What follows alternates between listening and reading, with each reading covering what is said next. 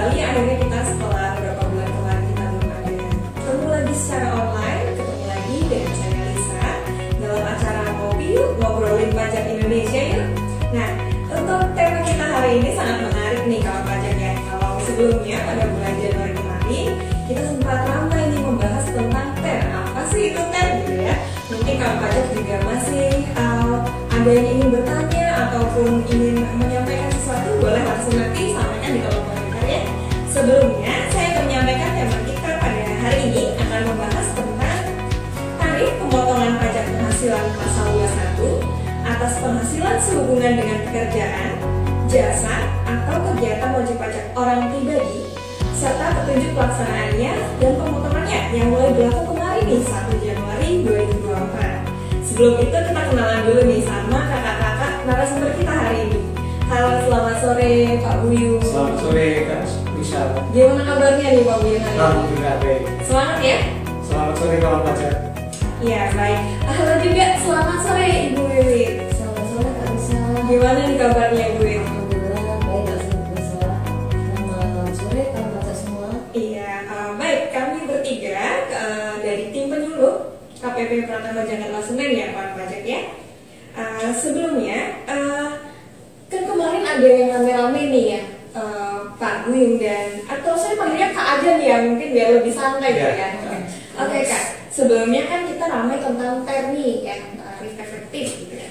Nah, kalau yang kita ketahui bersama ya kawan pajak ya, administrasi dari PPH sebelumnya Pokut itu lebih kompleks khususnya di PPH 21 ya Kak ya. Dibandingkan dengan PPH pasal 15 misalnya, kemudian PPH pasal 22, 23 yang sudah ada single tarifnya seperti itu ya Kak ya.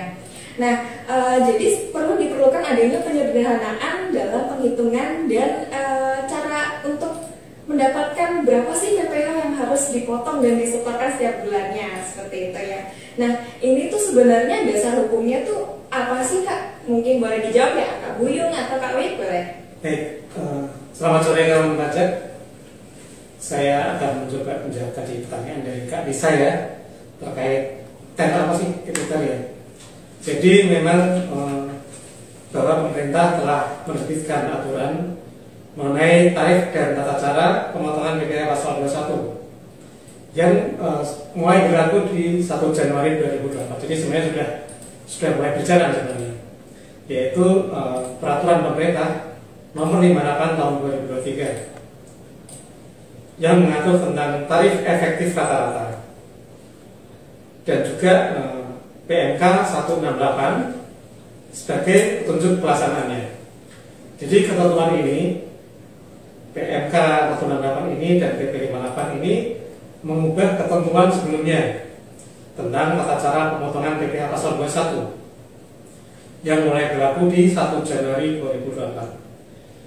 Pemotong PPh pasal 21 selain menggunakan tarif pasal 17 dalam Undang-Undang PPh juga wajib menggunakan tarif efektif rata-rata dalam pemotongan PPh pasal 21. Jadi kurang lebih seperti itu, ada penggunaan tarif efektif rata-rata di mulai tahun 2024 ini.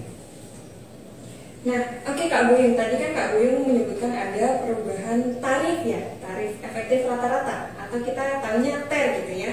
Nah, ini kan berbeda banget nih Kak dengan ketentuan yang sebelumnya ya. Apakah ini akan menjadi perubahan juga di beban pajak bagi ini nih karyawan misalnya, bagi penerima penghasilannya? Apakah menjadi lebih besar Kak atau lebih kecil nih Kak? Mungkin boleh dibantu Kak Wid untuk memperjelas apa sih ini sebenarnya TER itu? Baik Kak Sani. Jadi sebelum kita membahas lebih jauh Kak Sani, bahwa PP 58 dan PMK 168 ini bagi pemotong maupun penerima penghasilan tidak akan diberlakukan penambahan atau pengurangan beban pajaknya. Jadi masih tetap Kak Sani. Oke, jadi masih tetap ya seperti itu ya Kak? Betul Kak Sani. Mungkin bedanya di mana tuh Kak? Lebih bedanya pada penggunaan tarifnya Kak Sani. Jadi kita menggunakan tarif berlapis ya. Yang dimaksud tarif berlapis di sini yaitu dengan menerapkan PPh pasal 17 ayat 1 huruf A Undang-Undang PPh. Dalam PP 58 ini memperhitungkan, ini dibedakan dua tarif Kak Seni. Yang pertama yaitu tarif berdasarkan PPh pasal 17, kemudian yang kedua dengan tarif efektif PPh pasal 21. Sedangkan tarif efektif ini Kak Seni bisa juga dibagi menjadi dua, bisa tarif efektif bulanan dan tarif efektif harian. Jadi begitu Kak Seni. Gitu ya Kak. Oke, kawan pajak, jadi seperti yang disampaikan Kak Wid ya, kalau sebelumnya itu dengan pasal 17 aja gitu ya Kak ya. Sekarang dengan adanya PP 58 ini ada dua tarif nih kawan pajak. Yang pertama ada tarif berdasarkan pasal 17 ayat 1 UU PPh yang sudah kita kenal ya sebelumnya ya kawan pajak ya. Terus kemudian yang kedua ada tarif efektif. Tarif efektif untuk PPh pasal 21. Kemudian tarif efektif ini dibagi menjadi dua lagi gitu ya Kak ya. Iya. Ada bulanan dan juga harian. Oke. Nah, pertimbangannya apa sih Kak? Kenapa sih perlu adanya perubahan tarif ini? Kan kemarin sudah ada nih ketentuannya kan, sudah lengkap juga. Kenapa sih harus diubah lagi gitu? Mungkin apakah ada alasan lain di balik itu Kak? Ya, ini ya, Kak Seni, memang benar bahwa berlakunya PP 58 dan PMK 168 ini tidak menambah ataupun mengurangi ya beban pajak yang ditanggung oleh pihak yang dipotong atau mungkin sebagai karyawan ya. Tidak ada penambahan ataupun pengurangan beban. Jadi penghasilan ini tetap jadi ini ada tujuan lain yang melatar belakangi terbitnya PP 58 dan PMK 168 ini. Jadi yang pertama untuk memberikan kemudahan yang jelas ya. Jadi memberikan kemudahan bagi pemotong pajak atau pemberi kerja dalam melakukan pemotongan sehingga dapat mengurangi kemungkinan salah hitung ya. Kalau sebelumnya kan kompleks perhitungannya ya, kita harus tahunkan, kita bagi 12 dan nanti agak kompleks perhitungannya. Jadi dengan penggunaan tarif efektif rata-rata ini diharapkan dapat memberikan kemudahan bagi pemberi kerja dan perhitungannya juga lebih sederhana. Yang kedua, memudahkan pihak yang dipotong untuk melakukan checks and balance. Jadi pegawai atau karyawan yang dipotong ini akan bisa melihat apakah pemotongan ini sudah sesuai atau belum. Penggunaan tarif efektif rata-rata ini memudahkan dari sisi karyawan atau pegawai yang dipotong lebih mudah mengecek karena hanya menggunakan tarif tunggal. Yang ketiga, memudahkan sistem administrasi perpajakan ya, sehingga mampu melakukan validasi perhitungan pajak oleh wajib pajak.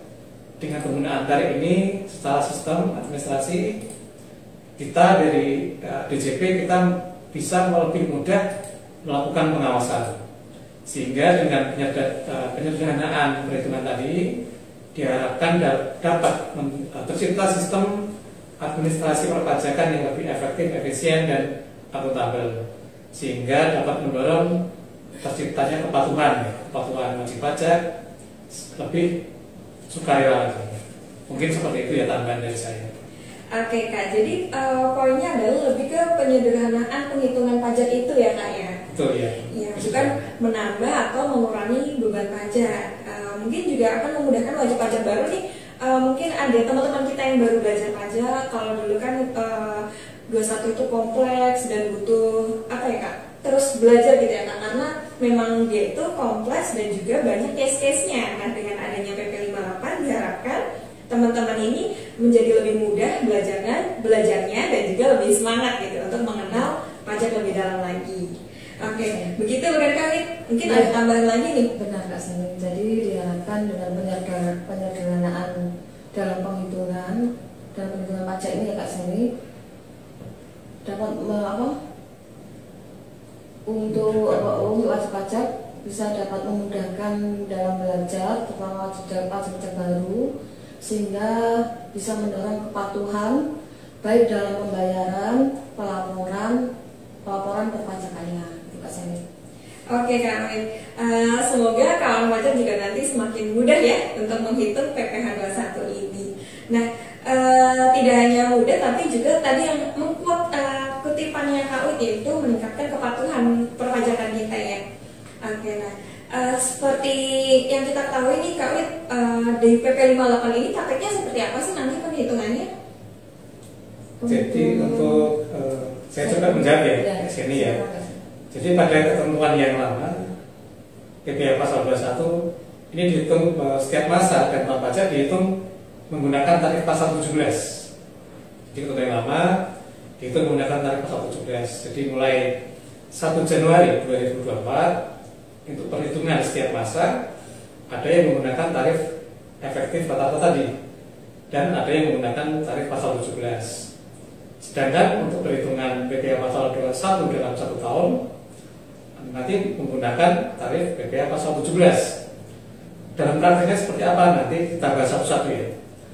Meskipun mungkin kita tidak menampilkan contoh-contoh perhitungannya, setidaknya nanti kawan pajak dapat memahami konsep terlebih dahulu. Jadi konsepnya kita pahami terlebih dahulu. Untuk teknis perhitungan dalam contoh kasus nanti mungkin kita sampaikan lebih lanjut. Teknisnya bisa di kelas pajak atau lebih ke arah bimbingan teknis. Mungkin seperti itu ya.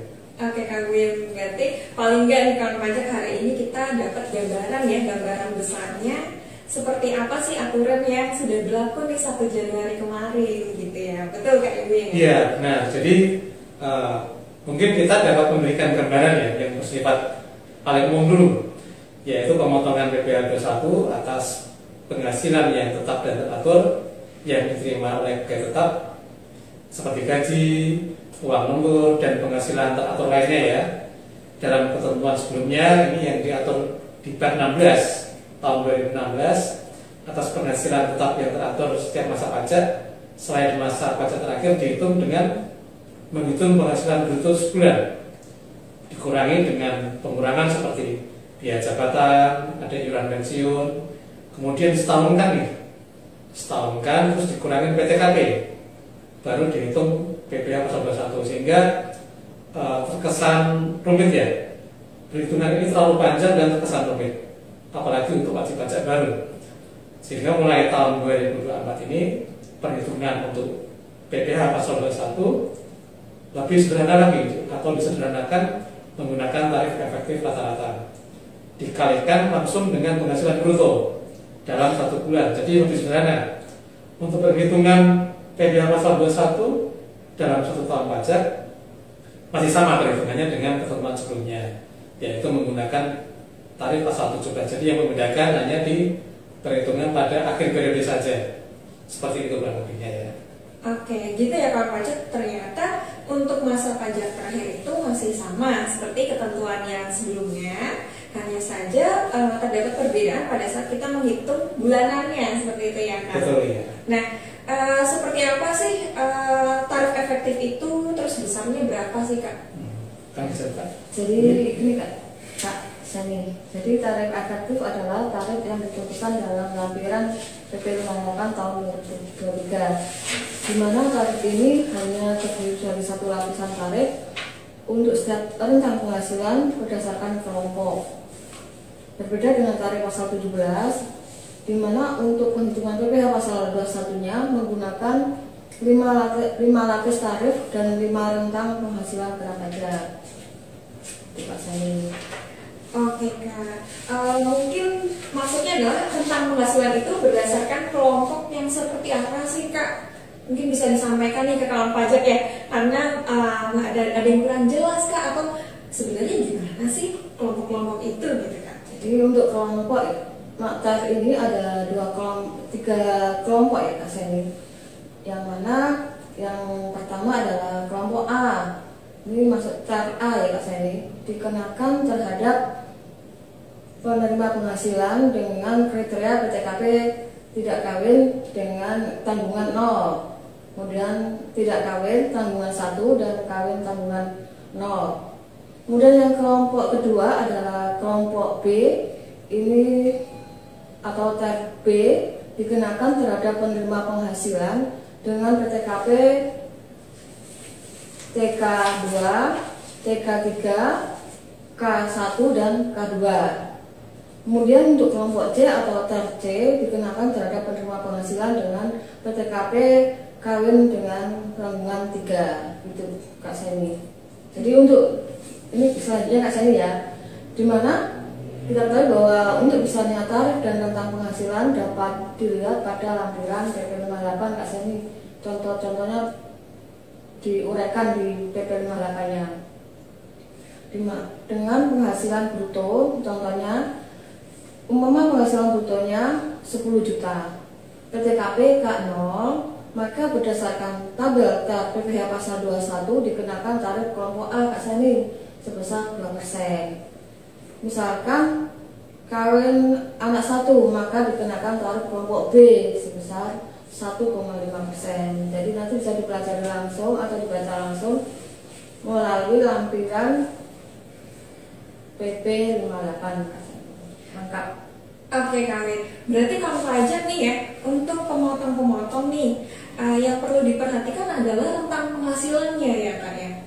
Dari PTKP-nya itu, rentang penghasilan dan PTKP-nya untuk menentukan dia bisa masuk di kelompok A, kelompok B, atau kelompok C gitu ya Kak ya. Betul Kak Seni. Iya benar. Jadi untuk saat ini untuk pemotongan PPh pasal 21 setiap masa pajak selain masa pajak terakhir ya, ini tidak perlu lagi memperhitungkan pengurangan penghasilan setiap bulannya seperti biaya jabatan, iuran pensiun, yang dibayar sendiri dan sebagainya, tapi tetap diperhatikan komponen yang termasuk penghasilan bruto seperti natural atau penikmatan, asuransi yang dibayar oleh pemberi kerja dan lain sebagainya. Jadi memang ada beberapa komponen yang perlu kita perhatikan apakah dia sebagai tambahan penghasilan dari si pegawai tadi Kak Jenny.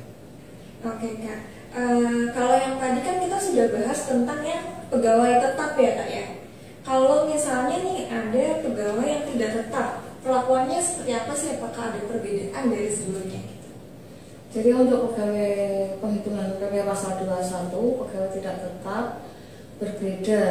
Untuk penghitungannya dibedakan menjadi 2 Kak Seni, yaitu untuk pegawai tidak tetap yang penghasilannya tidak dibayar secara bulanan dan pegawai tidak tetap yang dibayar secara bulanan.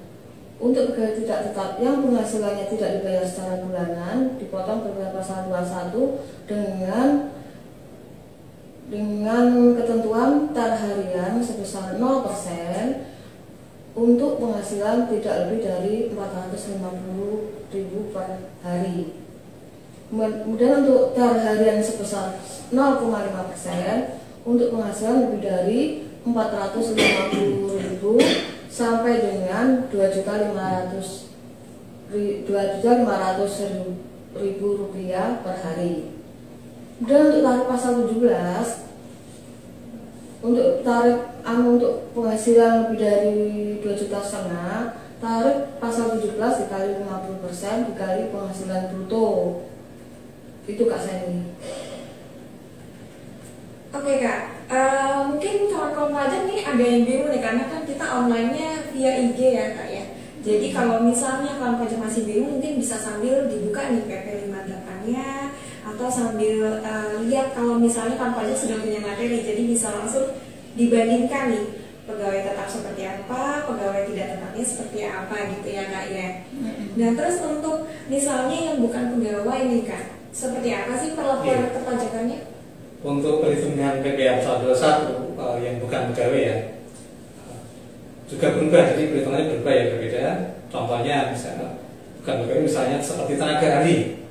Tenaga ahli banyak sekali ya, seperti dokter, notaris atau jasa lainnya yang disediakan oleh orang pribadi yang melakukan pekerjaan bebas. Pemotongan PPh pasal 21 ini menggunakan tarif pasal 17 dikalikan 50% kali penghasilan bruto. Untuk ketentuan di PP 58 tidak menggunakan penghasilan neto kumulatif seperti pada ketentuan sebelumnya. Jadi bedanya untuk di perhitungan yang dipakai oleh tenaga ahli tadi, kita tidak mengakumulasi penghasilan netonya. Jadi bedanya di situ ya Kak Jenny. Untuk pegawai yang bukan pegawai tadi yang seperti tenaga ahli tadi, bedanya kita tidak mengakumulasi penghasilan itu seperti itu. Oke Kak, jadi yang saya tangkap tadi berapapun penghasilan yang diterima nih oleh yang bukan pegawai, dikalikan langsung 50% dari penghasilan bruto. Kalau sebelumnya kan kita yang di peraturan sebelumnya kita mencatat nih akumulasinya ya Kak, setiap bulannya berapa, kemudian bisa berubah lapisan tarif tergantung penghasilannya gitu ya Kak. Iya, betul. Tapi kalau kalau sekarang langsung aja nih Kak dikali tarifnya. Langsung dikalikan tarif pasal 17 kali 50% penghasilan bruto pada bulan tersebut diterima. Oke Kak. Nah mungkin nih selain tadi kan yang sudah disampaikan ya, apakah masih terdapat pihak yang dipotong PPh pasal 21 tapi belum disampaikan nih? Oh iya, dari yang kriteria tadi dari ya? kriteria yang tadi Kak Seni masih ada misalnya aja peserta kegiatan atau honor yang diperoleh, mantan pegawai atas jasa produksi, tantium dan imbalan lainnya, serta pegawai yang menarik dana pensiun. Itu yang menarik nih Kak. Oke, itu seperti apa sih Kak? Soalnya saya juga penasaran nih kawan pajak ya, apakah ada perbedaan gitu? Masih ada ya Kak Seni di sini. Untuk peserta kegiatan, mantan pegawai dan pegawai yang melakukan penarikan dana pensiun pemotongan PPh pasal 21, yaitu sebesar tarif pasal 17 Undang-Undang PPh dana pensiun PPh dikalikan dengan penghasilan bruto yang diterima. Jadi untuk pengenaan tarifnya langsung tarif pasal 17 dikalikan dengan penghasilan bruto yang diterima biasanya untuk peserta kegiatan. Oke, Kang Pajak, ini tadi kita membahas terakhir itu tentang peserta kegiatan ya, contohnya ya Kak ya. Itu adalah tidak menggunakan TER tapi menggunakan pasal 17 ya Kak ya. Iya, Oke, nah baik. Saya kira tadi sudah disampaikan ya mengenai cara pemotongan, terus pihak yang dipotong oleh pihak yang dipotong PPh pasal 21 gitu ya. Nah, selanjutnya mungkin terkaitnya lebih teknis nih Kak tentang pembayaran dan pelaporan. Nah, dengan berlakunya PP 58 ini apakah terdapat perbedaan atau ada update aplikasi nih Kak? Kawan-kawan pajak tentunya penasaran ya? Iya, jadi untuk teknis pembayarannya masih sama ya kawan pajak ya. Jadi setelah PPh pasal 21 akan dihitung, kemudian dibuatkan kode billing, kemudian dilakukan pembayaran. Untuk pelaporannya mungkin nanti agak berbeda ya. Jadi ketika sebelumnya menggunakan aplikasi SPT 21, khususnya untuk kawan pajak yang badan usaha ya, ini berdasarkan informasi dari kantor pusat dan yang sudah berjalan sekarang, ini pelaporannya menggunakan aplikasi e-Bupot PPh pasal 21. Jadi untuk aplikasi e-Bupot pasal 21 ini bisa kawan pajak akses melalui akun DJP online. Jadi untuk pelaporannya mulai pelaporan masa Januari 2024, kawan pajak itu sudah harus bisa mengakses akun DJP online nih. Jadi untuk supaya bisa mengakses e-Bupot PPh 21, kawan pajak harus mengaktifkan profil melalui profilnya dulu.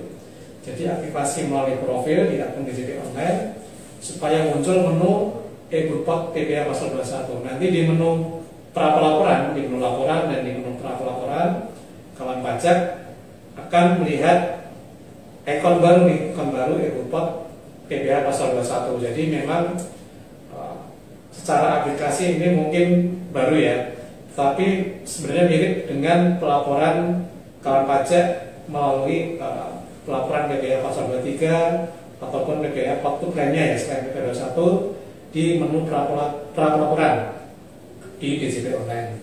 Mungkin kurang lebih itu ya Kak Jenny ya perubahannya terkait di pelaporan. Untuk pembayarannya masih sama.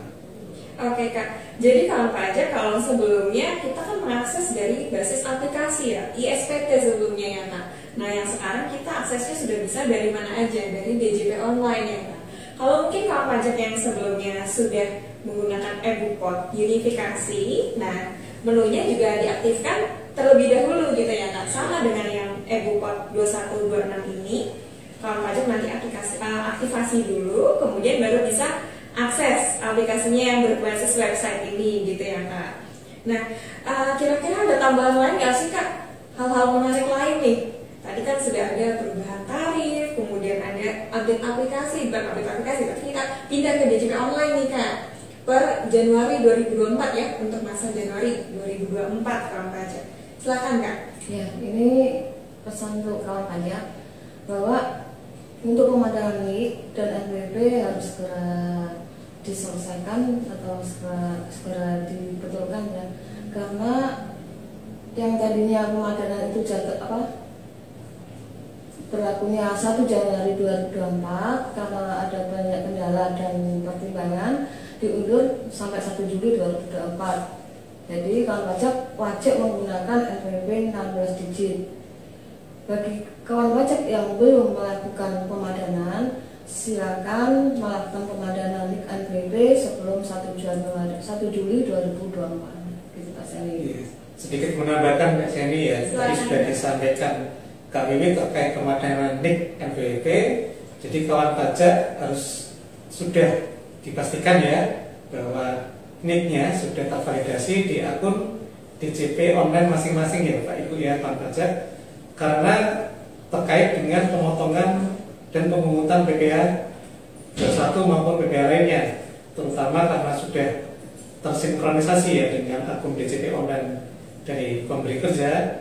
Mau nggak mau nanti ketika diinput NPWP-nya atau NIK-nya supaya nanti datanya tersinkron. Ketika nanti belum valid, nama kawan pajak atau data wajib pajak yang direkam oleh pemberi kerja akan tidak muncul. Jadi memang benar tadi disampaikan oleh Kak Wiwit, kawan pajak harus sesegera mungkin memastikan akun DJP online-nya sudah tervalidasi NIK dan NPWP-nya. Mungkin itu sedikit tambahan dari saya. Oke kawan pajak, jangan lupa ya padankan segera NIK Anda supaya bisa langsung digunakan untuk administrasi perpajakannya. Nah, sambil menunggu siapa nih ada kawan pajak yang pengen nanya-nanya nih ya Kak ya. Kita tunggu sebentar ya. Nah, ternyata ada saya sambil resumekan tadi ya yang sudah disampaikan oleh Kak Buyung dan juga Kak Wiwit ya. Jadi tujuannya dari PP 58 dan juga PMK 168 tahun 2023 ini adalah penyederhanaan pemotongan dari PPh pasal 21 ya Kak ya. Untuk pemotongannya tarif efektif rate yaitu berlakunya untuk yang bulanan, tapi kalau misalnya masa pajak terakhir penghitungannya masih sama gitu ya Kak pajak. Kemudian yang kedua, dari ketentuan ini tidak menambah ataupun mengurangi beban pajak gitu ya, yang masih harus ditanggung tentunya oleh penerima penghasilannya gitu Kak. Kemudian yang ketiga, dengan berlakunya PP dan PMK ini diharapkan bahwa tercipta sistem administrasi perpajakan kita itu semakin efektif, efisien dan juga akuntabel, yang dapat tentunya mendorong kepatuhan pajak secara sukarela gitu ya. Nah, kawan pajak sebelumnya kita tuh sempat ada kelas PP 21 ya Kak ya sebelumnya di bulan Januari ya. Nah, apabila ada kelas lagi nanti akan kami infokan dari IG, kemudian dari WhatsApp juga ya Kak ya. Nah, kalau misalnya ada kawan pajak yang masih ingin bertanya-tanya, boleh langsung nanti hubungi kita via WA nih. Bisa akses linknya di bit.ly/pajak JKT Senin. Betul ya Kak ya? Bit.ly pajak Senin. Oh, bit.ly pajak Senin nih kawan pajak, mohon maaf ya. bit.ly/pajak Senin gitu ya. Di situ nanti tertera ada nomor konsultasi, kemudian formulir-formulir yang sekiranya kawan pajak butuhkan nih untuk keperluan administrasi perpajakannya gitu. Mungkin ada tambahan nih dari Kak Buyung atau Kak Wiwit? Jadi jika kawan pajak ada kesulitan karena memang ini teknis sekali ya Kak Seni ya, teknis perhitungan PPh pasal 21, jika memang diperlukan bimbingan lebih lanjut, kawan pajak juga bisa mungkin meluangkan waktu ya datang ke kantor pajak di Jakarta Senen, bisa melalui helpdesk, nanti akan kita bimbing, kita pandu tata cara perhitungannya atau pelaporannya melalui akun DJP online. Jadi kita terbuka melalui online, juga kita datang offline ke kantor pun akan kita layani ya Kak Seni ya. Oke Kak, gitu ya kawan pajak ya. Saya jadi semangat nih kalau misalnya ke kantor pajak ternyata ada yang bantu. Jadi kalau misalnya kantor pajak kesulitan, kita siap nih untuk memandu kantor pajak semua. Jangan lupa dibawa juga nih data-data, misalnya gajinya, kemudian apanya nih Kak? Pembayarannya, Bukti pembayarannya atau penghitungannya, atau emang kalau misalnya kantor pajak ini masih nol banget, masih belajar, boleh langsung tanya-tanya nanti di konsultasi gitu ya kantor pajak ya. Oke, mungkin cukup sekian dulu ya Kak ya untuk hari ini. Ya. Oke, langsung saya tutup ya Kak ya. Terima kasih untuk kawan pajak yang sudah join baik di IG live kita maupun nanti ada podcastnya juga ya kawan pajak. Jangan lupa untuk selalu cek nih IG kita pajak JKT Semen. Jangan lupa di follow, di like juga, dan juga di share ke kawan pajak lainnya nih. Oke, sekian dari saya Lisa. Mohon maaf apabila ada kekurangan pada hari ini. Terima kasih juga Kak Buyung, Kak Wiwit untuk insight-nya hari ini yang sangat bermanfaat. Semoga apa yang kita share hari ini bisa menjadi pembelajaran juga buat kita dan juga kawan pajak. Terima kasih, selamat sore kawan pajak. Sampai jumpa di Ngopi Yuk, ngobrolin pajak Indonesia yuk. Dah.